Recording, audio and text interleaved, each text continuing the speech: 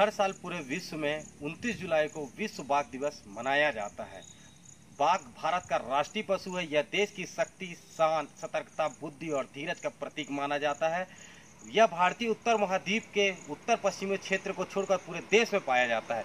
शुष्क खुले जंगल, नम और सदाबहार वनों से लेकर मैंग्रोव दलदल में इसका क्षेत्र फैला हुआ है। चिंता की बात यह है कि बाघ को वन्य प्रजातियों की लुप्त होती प्रजातियों में की सूची में रखा गया है, लेकिन राहत की बात यह है कि सेव द टाइगर जैसे राष्ट्रीय अभियानों की बदौलत क्षेत्र में बाघों की संख्या में वृद्धि हुई है।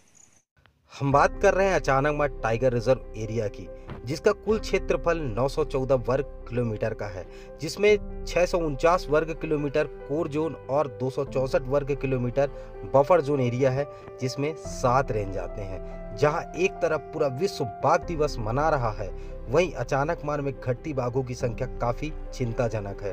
राष्ट्रीय बाघ संरक्षण प्राधिकरण ने वर्ष 2018 में बाघों की गणना की रिपोर्ट जारी की है, जिसमें अचानकमार टाइगर रिजर्व एरिया में कुल 5 बाघों की संख्या पुष्टि की गई है, जबकि 2014 के गणना की अगर बात की जाए तो बाघों की संख्या 12 थी। घटते बाघों की संख्या बेहद गंभीर और चिंतनीय विषय है।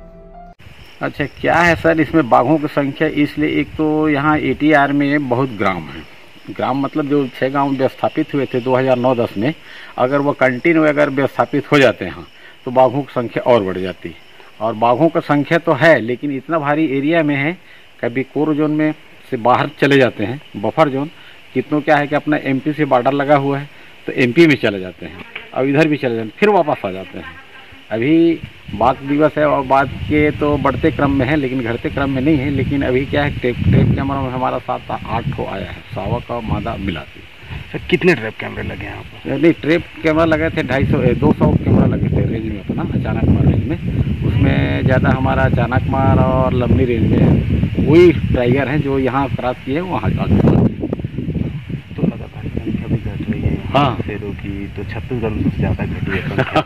अब तो वो सर अब ऐसा है, वो तो अब ये केज नहीं है कि और ये है कि उसमें बांध के रखें उसको। प्राकृतिक सब खुला खजाना है। अब जिधर उनका मूड होगा उधर चले जाते हैं सर, और फिर बाद में फिर आ जाते हैं। लेकिन वही पग मार कर देखने से अब प्रत्यक्ष तो ट्रैप कैमरा भी दिखते हैं अक्सर, क्योंकि हमारे यहाँ अक्टूबर में ही ट्रैप कैमरा लगाया जाता है। अक्टूबर से नवंबर, मतलब 1 महीना के ही, 1 महीने से 56 दिन 50 दिन का लगाया जाता है। उसमें पूरा आने जाने का मोमेंट एरिया उनको मालूम हो जाता है, जिस क्षेत्र में जाते हैं अक्सर, तो उनकी गणना में आ जाता है सर। ट्रैप कैमरे की अगर बात की जाए तो कितनी संख्या की गई है अभी? यहाँ के संख्या 7-8 गई है सर। हाँ, पूरा ATR का मतलब ये इस रेंज के नहीं। हाँ, आपका पूरा परिचय बता दीजिए। मेरा नाम त्रिलोचन सिंह मरावी है, उप वन क्षेत्रपाल हूँ, और 2 सर्किल के प्रभार आज मैं सराई पाने और जलदाग प्रभारी हूँ। अतिरिक्त प्रभार परिक्षेत्र अधिकारी अचानकमार में प्रभार में सर। राष्ट्रीय बाघ संरक्षण प्राधिकरण के निर्देशानुसार हुए 4 साल में एक साथ देश भर के टाइगर रिजर्व में बाघों की गणना की जाती है। इसी तारतम्य में 2018 की गणना अनुसार ट्रैप कैमरे और पगमार के आधार पर टाइगर रिजर्व प्रबंधन ने रिपोर्ट भेजी। इसके आधार पर 29 जुलाई 2019 को राज्यवार आंकड़ा जारी किया गया। इसमें छत्तीसगढ़ की स्थिति काफी चिंताजनक थी। देश भर में जहां 33% का इजाफा हुआ, वहीं छत्तीसगढ़ में 60% की कमी आई है। रिपोर्ट में छत्तीसगढ़ में बाघों की संख्या 46 से घटकर 19 पहुंच गई है। विश्व बाघ दिवस के एक दिन पहले NTCA ने आंकड़ा जारी कर बताया कि अचानक मार्ग में 5 बाघों की पुष्टि की गई है। रिपोर्ट के बाद वन अमले में काफी निराशा देखी जा रही है। तमाम कोशिशों के बाद भी अचानकमार टाइगर रिजर्व एरिया में बाघों की घटती संख्या में कोई इजाफा नहीं हो पाया, जहां न तो कोई संसाधन है और ना ही विशेषज्ञ। पानी से लेकर आहार तक के लिए वन प्रजातियों को भटकना पड़ता है। वहीं अधिकारियों का कहना है कि बाघों की संख्या न बढ़ने का कारण यह है कि 19 गांव का विस्थापन न होना। वहीं यह भी बताया गया कि जैसे यह गांव कोर जोन से हटेंगे, ग्रामलैंड के साथ साथ कई चीजें विकसित होंगी। वहीं विस्थापना के लिए प्रयास जारी